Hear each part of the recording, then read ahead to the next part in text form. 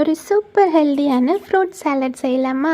இதுக்கு தேவையான பொருள் எல்லாம் ஃபஸ்ட்டு எடுத்து வச்சிடலாம். சியா சீட்ஸ், கிரேப்ஸ், அதுக்கப்புறம் orange, lemon, pomegranate, kiwi, apple, அவ்வளோதான். இதை அழகாக ஒரு ட்ரான்சிஷன் போட்டு கட் பண்ணி எடுத்தாச்சு. இப்போ ஒரு பவுல் எடுத்துகிட்டு அதில் கட் பண்ண ஆப்பிள், அதோட பொமோகிரானட், கிரேப்ஸ், கிவி எல்லாத்தையும் கட் பண்ணிவிட்டு மேலே ஆரஞ்சஸ் போட்டுட்டு அதுக்கு மேலே லைட்டாக பெப்பர் போட்டுக்கலாம். கொஞ்சமாக ராக் சால்ட் போட்டுட்டு நம்ம சோக் பண்ணி வச்ச சப்ஜா சீட் எடுத்துக்கலாம். சியா சீடை விட சப்ஜா சீட் நல்லா க்ரன்ச்சியாக இருக்கும். உங்களுக்கு சியா சீட் பிடிச்சா அது போட்டுக்கோங்க. என்கிட்ட அதுவுமே இருக்குது. இருந்தாலும் சப்ஜா சீட் தான் ஆட் பண்ணியிருந்தேன்.